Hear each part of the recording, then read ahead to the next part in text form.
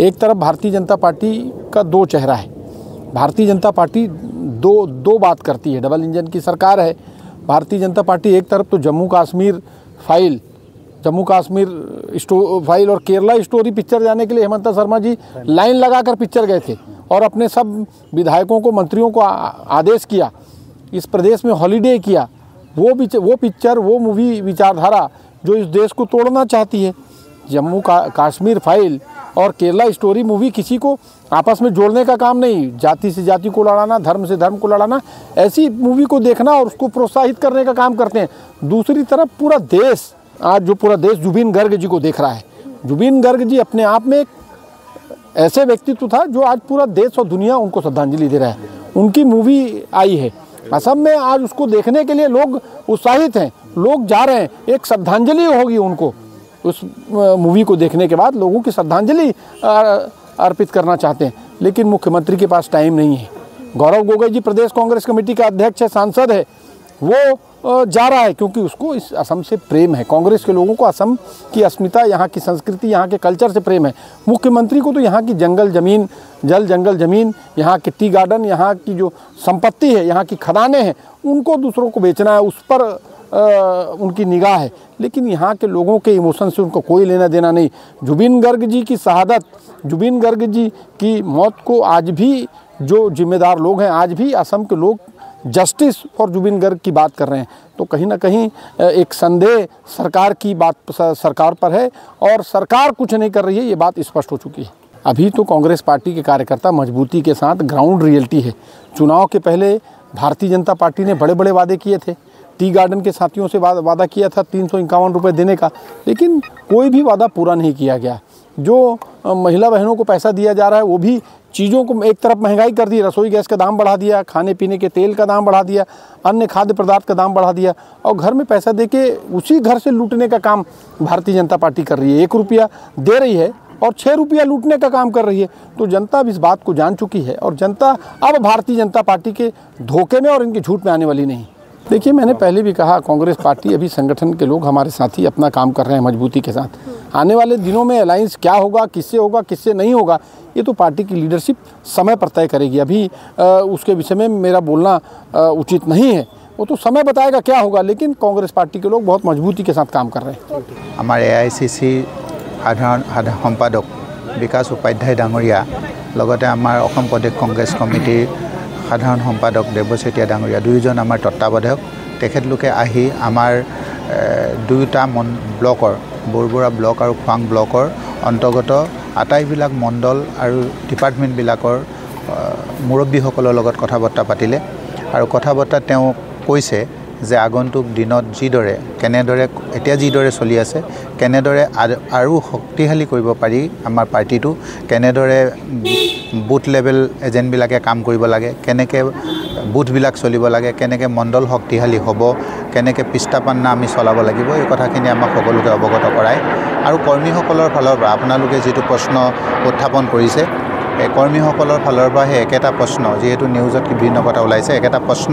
আমাৰ সন্মানীয় নেতাজনক উত্থাপন কৰিছিল। নেতাজনে স্পষ্টভাৱে কৈ থৈ গৈছে যে এই গোটেই কথাটো, গোটেই সিদ্ধান্ত নিৰ্ণয় কৰিব আপোনালোকৰ কৰ্মীসকলৰ ওপৰত। আপোনালোকে কৰ্মীসকলে যদি 195টা বুথত 195জন বুথ লেভেল এজেণ্ট থাকে, 195টা বুথৰ বুথ কমিটি থাকে, আমাৰ আটাইবিলাক উইংছ ডিপাৰ্টমেণ্ট ষ্ট্ৰং থাকে, তেতিয়াহ'লে নিশ্চিতভাৱে ভৱিষ্যতৰ দিনত আমাৰ জ্যেষ্ঠ নেতৃত্বই আমাক কংগ্ৰেছ দলৰ পৰা এজন বিধায়ক নিৰ্বাচন মানে টিকট দিব আৰু তেওঁক ৰাইজে ইয়াৰ পৰা জয়ী কৰি নিয়াব বুলি তেওঁ বিশ্বাস কৰি গৈছে। মই ডিব্ৰুগড় জিলা কংগ্ৰেছ কমিটিৰ তত্ত্বাৱধায়ক হিচাপে আমাৰ APCC AICC প্ৰতিটো গাইডলাইন, আমাৰ দৈনন্দিন আমাৰ যি কাৰ্যসূচী, আজি আমাৰ ইয়াত কৰ্মী সভা আছিল। আৰু আপোনাক এটা কথা ক'বলৈ পাই সুখী হৈছোঁ যে ডিব্ৰুগড় জিলাৰ বিশেষকৈ 6টা সমষ্টিৰ ভিতৰত আমাৰ সাংগঠনিক দিশটো বিশেষকৈ খোৱাঙত অতি ষ্ট্ৰং। আৰু গতিকে আমি খুব আশাবাদী, আমাৰ প্ৰত্যেকজন নেতাই, কৰ্মী, ব্লক, মণ্ডল সকলো কষ্ট কৰি খুব ভালদৰে কাম কৰি আছে। ডিব্ৰুগড় 6টা সমষ্টিৰ ভিতৰত আমাৰ কংগ্ৰেছৰ সাংগঠনিক দিশ সকলোতে ভাল, কিন্তু তাতোতকৈ আমাৰ মানে খোৱাঙো অতি ভাল। এই কথাষাৰ মই নদী ক'ব পাৰোঁ। চাওক, মই এইটো কথা ক'ব পাৰোঁ, আমাৰ AICCৰ সন্মানীয় সম্পাদক বিকাশ উপাধ্যায় ডাঙৰে ইতিমধ্যে ক'লে